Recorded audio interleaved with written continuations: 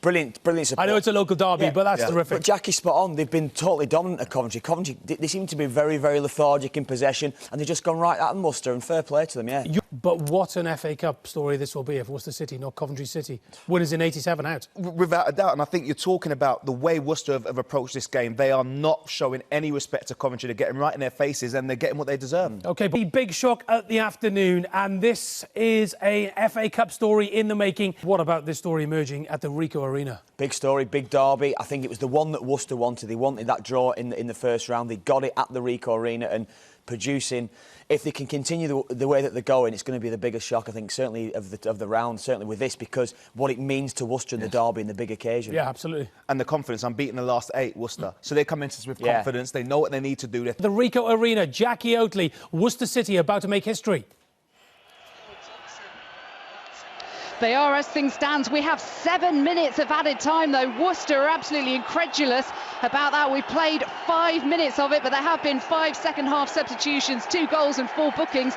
That's what the referee would say about it. But the strange thing about it is that the floodlights haven't come on. It might look bright on the television, but it's so dark here at the Ricoh Arena with grey clouds overhead. But Worcester won't care. They're doing so well. They're still leading by 2 goals to 1, and it should be 3 goals to 1. Wright forcing a save from the goalkeeper Alsop just a few minutes ago, which surely would have put the tie to bed. But still, Coventry hanging on.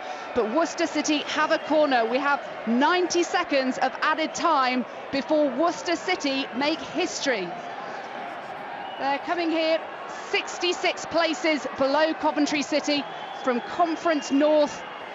And Worcester City in the green have a throw-in over the far side. They have been confident throughout this match. At no stage have they been overawed whatsoever by their rivals. 3 divisions above them, away from home, remember. They've travelled the 50 miles north in their numbers. 3,200 supporters have come from Worcester, 5,000 from Coventry, and Coventry City with a throw-in. They're going to have to get the ball forwards quickly. 3 strikers they have on the pitch, plus the centre-halves up front, but he's had very little service. Redder Johnson bringing Coventry City back into the game with a diving header from a Madison corner. Now Tudgay tries to get the flick on towards Johnson. Johnson in the thick of it as well, as Worcester look to bring the ball away through Dunkley. And Dunkley does really well, and still Dunkley racing forwards for Worcester City. Can he put this to bed? And he has right in the centre. Surely another save, though, by Alsop, the substitute goalkeeper, on for Burge.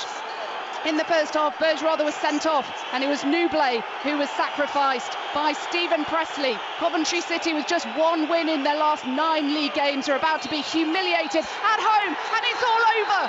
Worcester City of the Conference North, mid-table at that, have beaten League One Coventry City, victors in this competition in 1987, and 3,200 Worcester City supporters away to my right go absolutely wild. They are delirious at what they have seen from their side, and they fully deserve the victory against an abysmal Coventry City this afternoon. Sean Geddes, a former Manchester United academy player, played alongside the likes of Danny Welbeck and Ravel Morrison.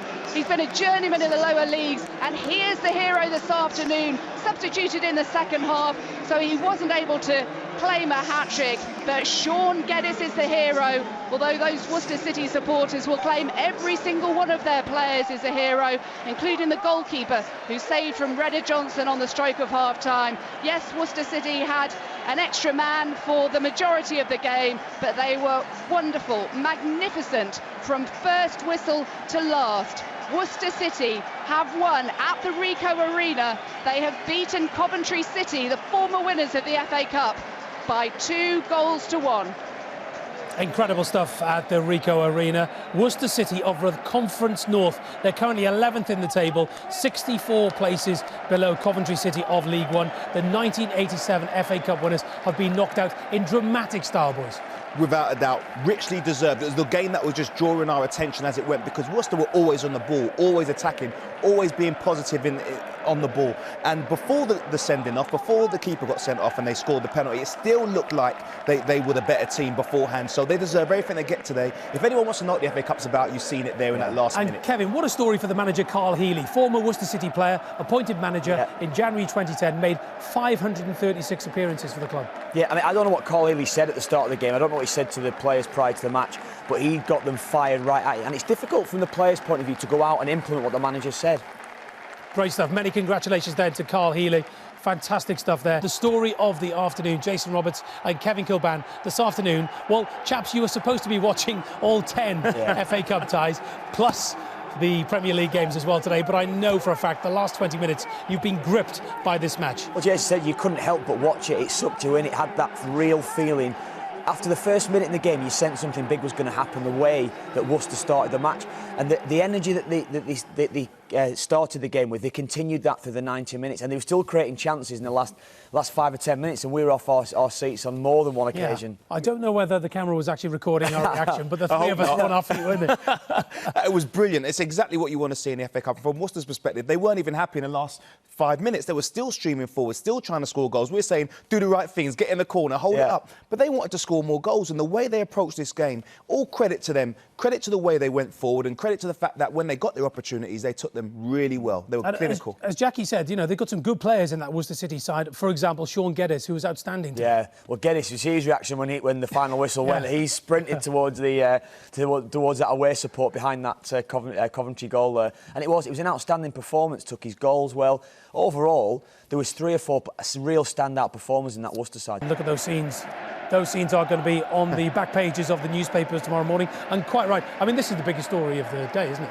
Yeah, absolutely. And Without the biggest doubt. of their careers. I mean, these guys will take this, you know, out of their football career and talk about what they achieved today. They achieved something marvellous as a football team today, and as individuals and as a team. So that's something that they'll live with them for the rest of their lives. And we've been concentrating all afternoon about Worcester City and what a wonderful performance they put in today. It's full of energy as well. They've passed the ball well as well today. They've taken the game to Coventry City. And that's the big thing about Worcester City. What you've enjoyed today is the fact that they've really gone at Coventry City from the first whistle. They have, and you know, credit to them.